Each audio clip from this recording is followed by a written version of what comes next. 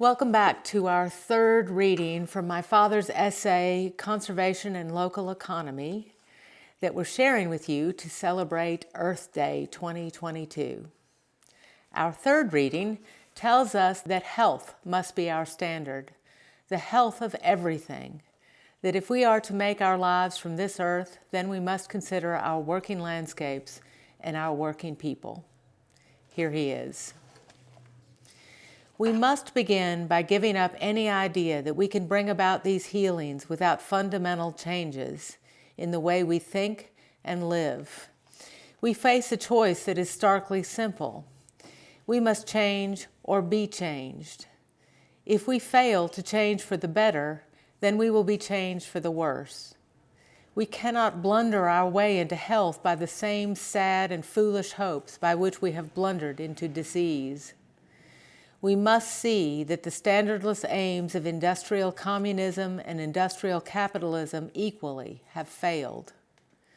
The aims of productivity, profitability, efficiency, limitless growth, limitless wealth, limitless power, limitless mechanization and automation can enrich and empower the few for a while, but they will sooner or later ruin us all.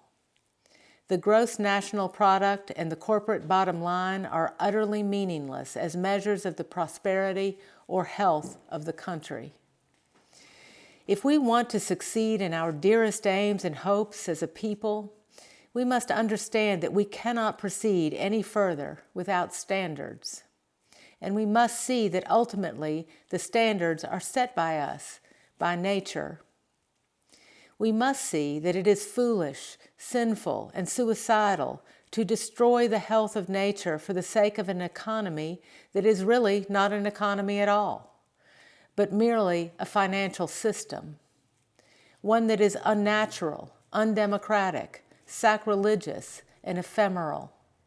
We must see the error of our effort to live by fire, by burning the world in order to live in it.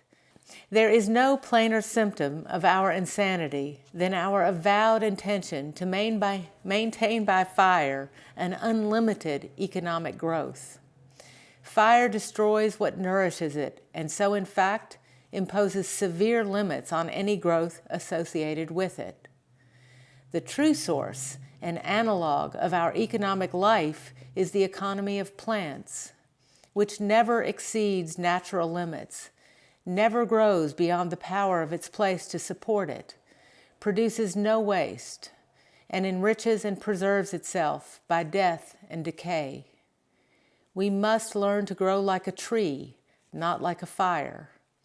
We must repudiate what Edward Abbey called the ideology of the cancer cell, the idiotic ideology of unlimited economic growth that pushes blindly toward the limitation of massive catastrophe.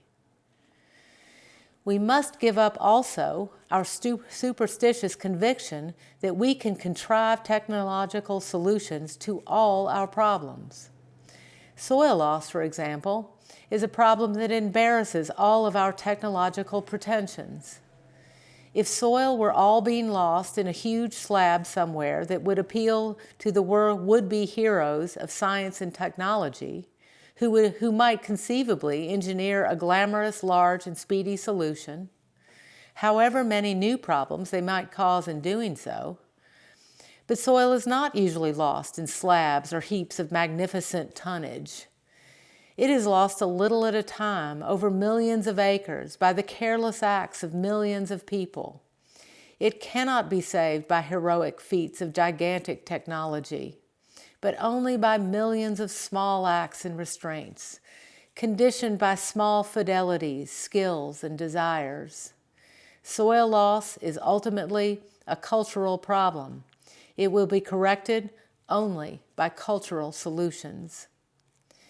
The aims of production, profit, efficiency, economic growth, and technological progress imply, as I have said, no social or ecological standards.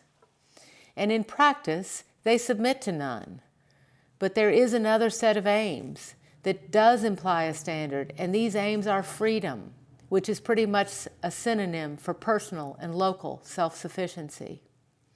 Pleasure, that is our gladness to be alive, and longevity or sustainability, by which we signify our wish that human freedom and pleasure may last. The standard implied by all of these aims is health. They depend ultimately and inescapably on the health of nature. The idea that freedom and pleasure can last long in a diseased world is preposterous. But these good things depend also on the health of human culture, and human culture is to a considerable extent the knowledge of economic and other domestic procedures. That is, ways of work, pleasure, and education that preserve the health of nature. In talking about health, we have thus begun to talk about community. But we must take care to see how this standard of health enlarges and clarifies the idea of community. If we speak of a healthy community, we cannot be speaking of a community that is merely human. We are talking about a neighborhood of humans in a place, plus the place itself, its soil, its water, its air, and all the families and tribes of the non-human creatures that belong to it. If the place is well preserved, if its entire membership, natural and human, is present in it, and if human economy is in practical harmony with the nature of the place, then the community is healthy. A diseased community will be suffering natural losses that become, in turn, human losses. A healthy community is sustainable. It is, within reasonable limits, self-sufficient, and within reasonable limits, self-determined. This is free of tyranny. Thank you, and I'll see you next week.